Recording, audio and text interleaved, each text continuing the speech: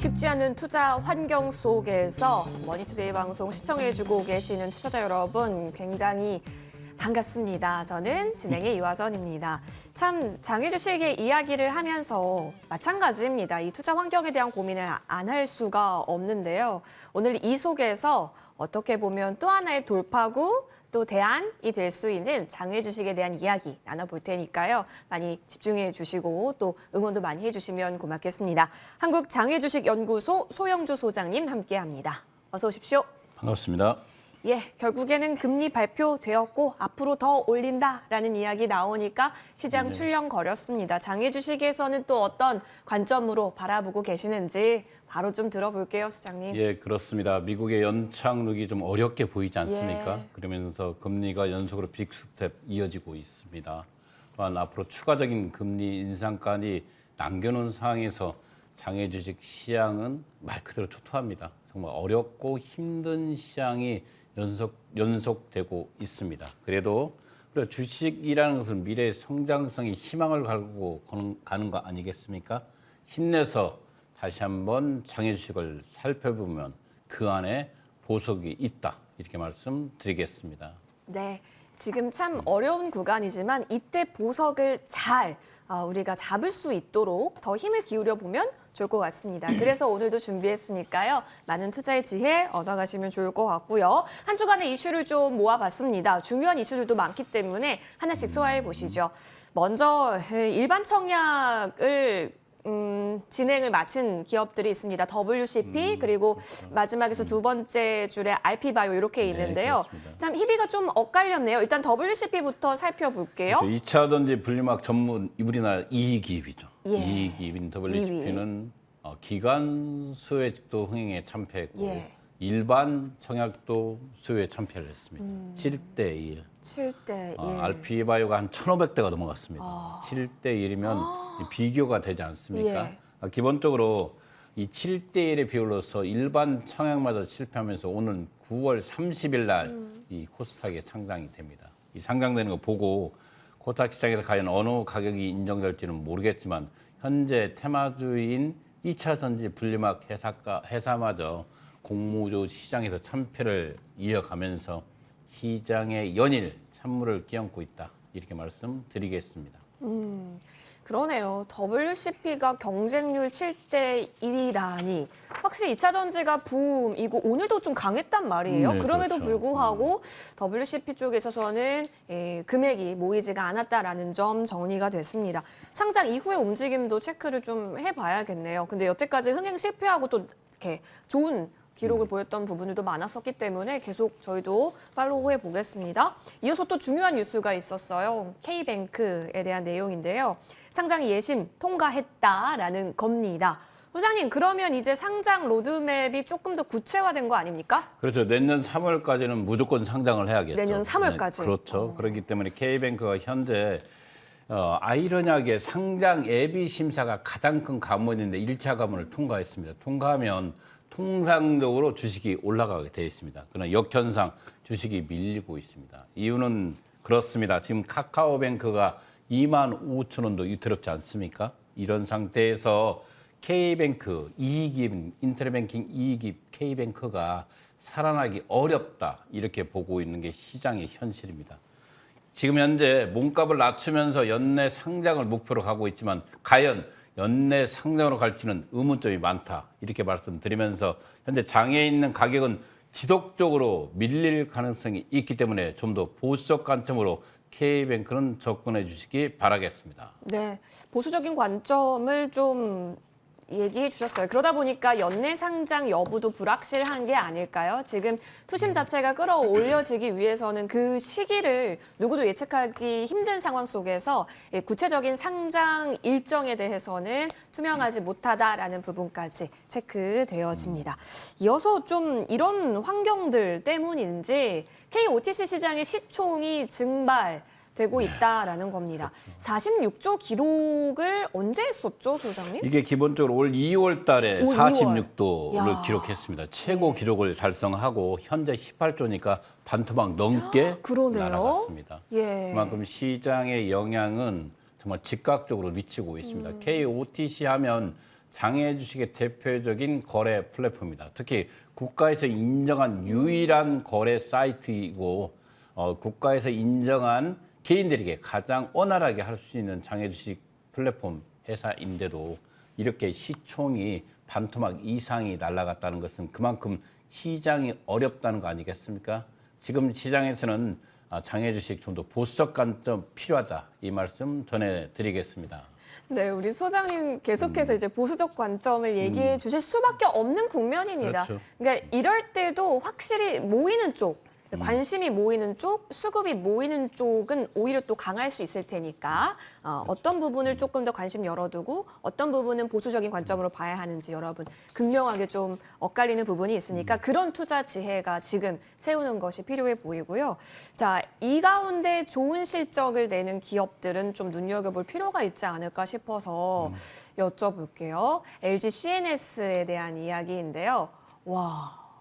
당기 순이익이 26%나 증가했다? 예, 그렇습니다. LG CNS를 눈여겨볼 필요는 왜 있냐면 상장돼 있는 LG 가격을 움직일 수가 있습니다. 그런데 그렇죠. 상장된 LG CNS의 LG 장부가액이 1,900억 분이 안 됩니다.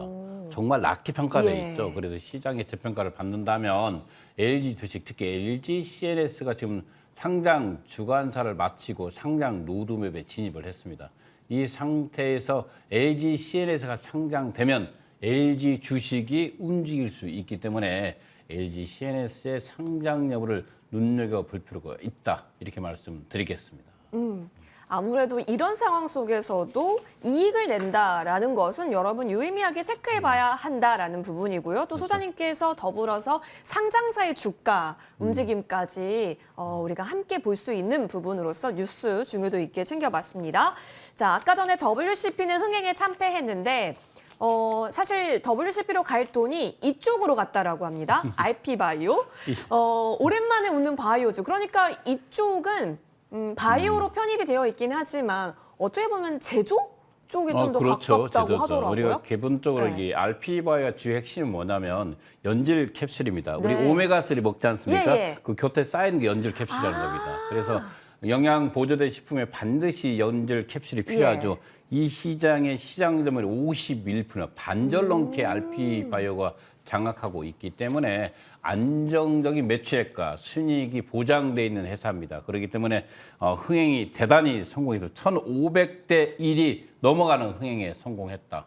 그래서 RP바이오처럼 실적이 동반돼 있는 바이오 주식은 공모주 시장에서 성공한다는 걸 보였습니다. 미래적 가치가 아니라 현재적 가치도 중요하다는 것을 RP바이오가 보여줬다. 이렇게 말씀드리겠습니다. 자, RP바이오 쪽이 일단은 뭐 바이오에 편입은 되어 있어도 어떻게 보면 그 연질 캡슐을 제조하는 쪽에 있어서의 특성이 강하다라는 점도 추가 코멘트 들어봤으니까요. 참고해 보시길 바라겠습니다. 이어서 참 이런 투자 상황 속에서 가상자산도 많이 증발이 되고 있을 겁니다. 그 가운데 빗썸에 대한 이야기를 좀 나눠보고자 하는데요. 소장님 이건 어떤 뉴스일까요? 기본적으로 빗썸이 지금 매각 절차를 한다는 소문까지 나오지 않았습니까? 매각이 진행 중이다. 그러나 금융위에서도 금융정보분석원에서 현재 조사를 벌이고 있습니다. 이 검사를 연장했다. 조사 기간을 연장했다는 통상적으로 있을 수 있지만 현재 빗썸이 매각에 대한 소문이 있으면서 이렇게 금융의 규제까지 이루어진다면 매각의 적신호가 들어왔다. 그래서 지금 시장의 가격은 상당히 안 좋게 흘러가고 있습니다. 다만 빗썸은 매수세가 같이 유입되면서 20만 원대를 지키고 있습니다. 어떻게 보면 두나무보다는 낮게 가격이 낮은 곳으로 흐르고 있다. 그 방면은 뭐냐면 개인들이 두나무보다는 빗썸을 많이 편입하고 있는 건 사실입니다. 그만큼 많이 저평가되어 있는 상태에서 현재 금융위의 기간 연장은 어떻게 보면 악재다 이렇게 말씀드리겠습니다. 예, 이런 이슈들 좀 품고 있습니다. 빗썸에 대한 이야기도 저희 계속해서 좀 눈여겨보도록 할게요. 자, 이렇게 정리를 해보겠고요. 그러면 한 주간의 시세로 바로 넘어가 보겠습니다. 소장님 사실 좀 쉽지 않았을 거라는 생각은 조심스럽게 드는데요. 어땠을까요?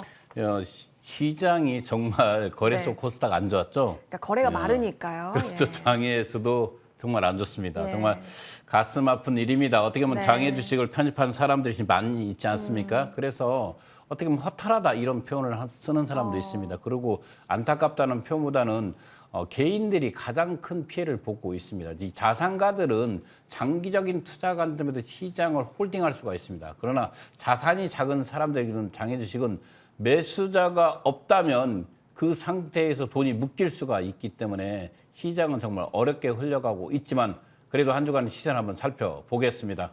네. LG CNS 변동 없이 79,000원대를 지켰습니다. 앞서 말한 대로 LG CNS가 현대 LG 상장되는 LG의 장부가액이 1,900원 상당히 낮게 잡혀 있기 때문에 LG CNS가 재평가를 받고 상장된다면 상장되는 LG 주가가 올라갈 가능성이 있기 때문에 이 주식 눈여겨볼 필요가 있다.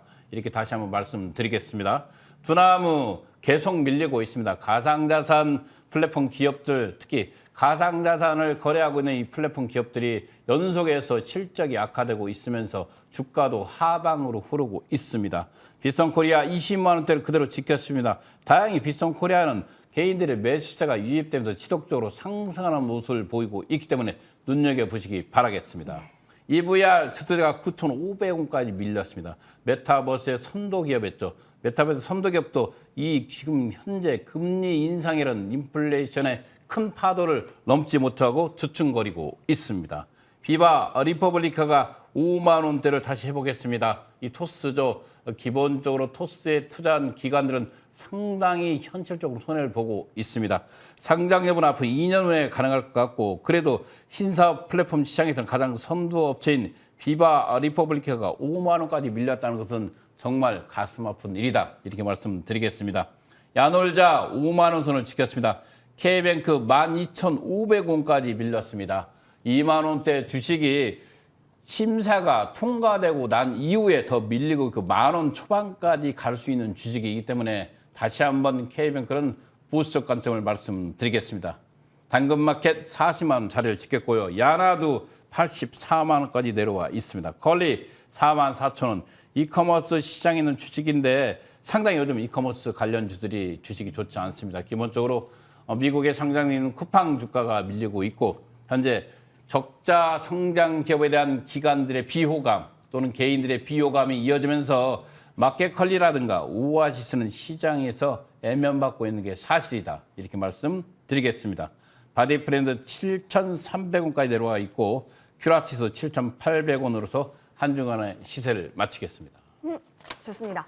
자, 이렇게 시세를 보니까 확실히 쉽지는 않았던 상황이 그려졌습니다. 아무래도 금리가 인상된다라는 부분, 그리고 KOTC 시장 자체적으로도 시총이 좀 증발되고 있는 상황을 보건데 쉽지 않은 투자 환경인데요. 그럼 이 속에서 우리가 어떤 걸 공부해야 하고 어떤 부분에 좀 더 관심을 가져야 하는지 지금부터 펼쳐지는 Q&A와 또 우리 소장님의 강의 통해서 좀 녹여볼 테니까요. 함께 해보시죠. Q&A 시간으로 먼저 함께하겠습니다.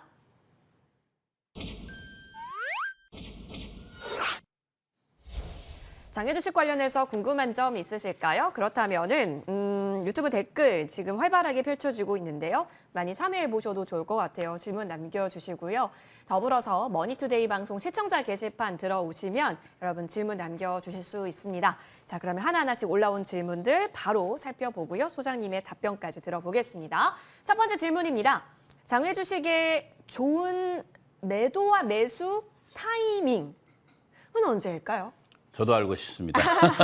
개인적으로 저도 알고 싶습니다. 예. 전문가인 저도 이것을 정확하게 예측할 수 없지만 통상적으로 봤을 때는 매도 시점은 심사가 통과되고 난 이후에 가장 고가를 형성합니다. 또한 상장 직후 이 두 가지를 매도 포인트로 잡고 있고 상장 전에 매도했을 때 11점 넘는 양도세가 부과됩니다. 이 금액보다 더 높은 가격에 상장해서 이익을 바란다면 상장 직후에 매도하는 게 좋다. 그러나 시장의 상황이 지금처럼 나빠진다면 어떻게 보면 장애 주식이 더 고평가될 수가 있습니다. 있기 때문에 매도 포인트는 상장 직후와 상장 직후로 보고요.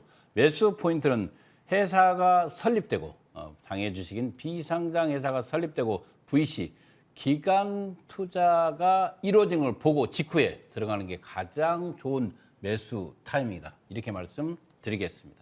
네. 사실 인생은 타이밍인 것처럼 또 중요한 게 우리 투자도 타이밍이 정말 중요하잖아요. 그렇죠. 예. 이 부분 잘 잡아보자. 특히 장외 주식이라고 한다면 지난주에 우리 소장님께서 말씀해 주셨어요. 손현재, 뭐 김연아, 그렇죠. 손흥민 선수의 고등학교 시절을 우리가 알았고 그때 그런 함께할 수 있는 지분을 우리가 갖고 있었다, 투자할 수 있는 기회가 있었다라고 한다면 얼마나 좋겠냐라고 말씀해 주신 것처럼 그 눈을 기르는 게 정말 중요해 보입니다. 계속 공부해 볼게요. 두 번째 질문입니다.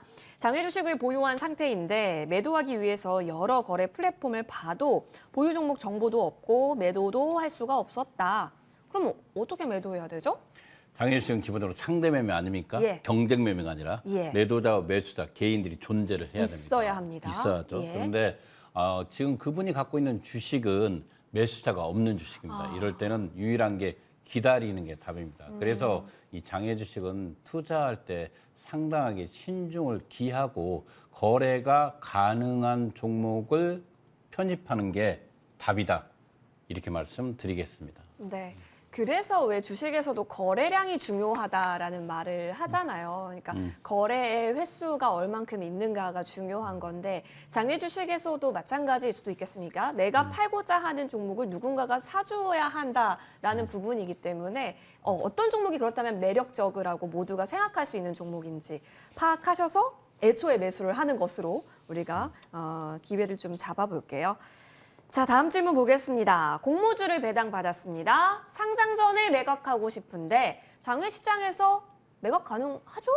그러면 예? 가능합니다. 그러나 다만 이 공모 주식은 없는 주식이지 않습니까? 네. 공모 당일날 우리가 상장 당일날 주식이 나오기 때문에 네. 통상적으로 계약금을 받고 상장 당일 아침에 나머지 잔금을 내고 주식을 받는 형태이기 때문에 상호 신뢰가 충분한 사람끼리만 거래가 가능하다 이렇게 말씀드리겠습니다.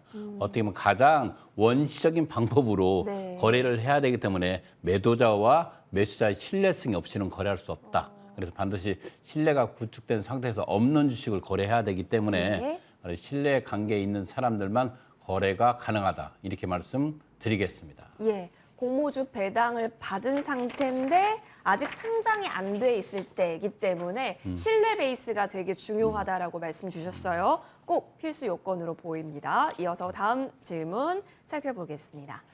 자, 저평가 장외 주식 종목을 잘 고르는 법이 알고 싶습니다. 이거 거의 뭐 소장님 누가 모르고 싶을까요? 이거 모두가 알고 싶은 내용 제발 아닐까요? 알고 싶습니다. 네. 예, 모든 사람들이 제발 알고 싶고요. 저 또한 전문가이지만 저도 알고 싶습니다. 예. 그러나 이렇게 우리가 기본적으로 어떤 걸 봤을 때 통상적인 평균점이 있지 않습니까? 통일 주식보다는 주권 미발행 상태의 주식이 훨씬 이익이 높습니다. 그래서 기본적으로 미래 성장 가치가 있는 기업 중에서 VC가 투자를 했고 아직 주권을 발행하지 않는 미발행 상태의 회사를 편입할 때 가장 높은 수익을 올 수 있다. 이렇게 말씀드리겠습니다. 저평가 장외 주식 종목을 잘 고르는 방법 계속해서 이제 탐구해 가면서 모아볼게요. 자, 이어서 다음 질문입니다. IPO 슈퍼위크가 시작된다는 기사를 보고 호기심이 생겼는데 어떤 회사들이 좋을까요? 한 5개 기업이 이번에 상장을 합니다. 네. 20일에서 말일까지 그 사이에. 네. 그래서 우리가 알고 있는 여러 기업들이 있지만 저는 개인적으로 이 WCP의 상망을 볼 필요가 있습니다. 그러죠. 그 기업을 볼 필요가 있죠. 네. 그래, 왜냐하면 지금 현재 WCP가 가장 유망한 주식이었는데 일반, 기관, 수혜직 모두 흥행에 네. 참패하지 않았습니까? 이런 상태에서 어떤 기업을 콕 집어서 들어가란 말을 하기는 좀 어렵다. 이렇게 말씀드리고요. 기본적으로 지금 재수생인 사페론이 그동안에 눈이 좀 들어오니까 네. 이 사페론을 한번 공부해 보시기 바라겠습니다. 샤페론. 네. 예. 상장 일정 앞두고 있는 상황입니다. 관심 있게 좀 추이 지켜보시면 좋겠습니다. 자, 이렇게 질문 받고 또 하나의 질문이 있는데요. 바로 확인해 볼게요. 요즘 거래소와 코스닥 시장이 정말 어렵습니다. 장외 주식 분위기도 비슷한가요? 예, 죽겠습니다. 죽겠습니다. 예. 어렵습니다. 많이 어렵고요. 그러나 여러분들 시장은 형, 아우 이렇게 나눠지지 않습니까? 반드시 시장은 원위치 됩니다. 기다리고 참는 사람에게 주식시장은 훌륭한 재테크의 수단입니다. 그러나 급한 사람들, 자기 돈이 아닌 돈으로 투자하는 사람들의 정말 어려운 시장이 주식입니다. 거래소와 코스닥과 마찬가지로 이 장외 주식도 자기 돈을 가지고 투자를 해야만이 이길 수가 있습니다. 장기적 투자 관점으로 접근한다면 장외 주식 좋습니다.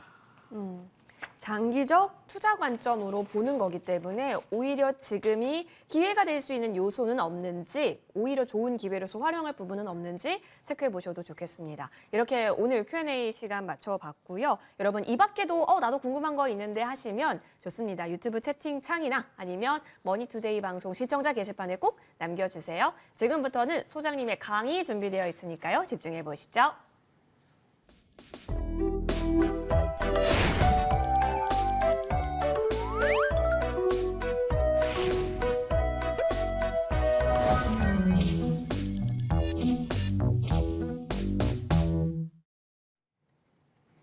네, 아까 전에 Q&A 질문들을 쭉 보니까 어떤 종목을 봐야 합니까? 라는 질문이 좀 많았어요. 그래서 아예 소장님께 좀 여쭤보려고요. 장외주식 종목을 선택할 때 이것만큼은 꼭 있다면? 그렇죠. 이것만 뭘까요? 꼭 기억해야 됩니다. 예. 이걸 알면 또 요즘 계속해서 비상장 주식, 장외 주식 피해 사례들이 늘고 있습니다. 전화로 묻지마 투자를 권하거나 그 주식을 산 사람들이 낭패를 보고 있습니다. 그러나 이 정도만 알면 피해 사례도 막을 수가 있고 주식을 고르는 방법도 눈을 띌 수가 있습니다. 그래서 간단하게 한번 살펴보겠습니다. 여러분들 주식이 나왔지는 가장 먼저 장외 주식 거래 사이트에 나온지를 확인해야 됩니다. 아까 말한 거래량을 확인할 필요가 있지 않겠습니까?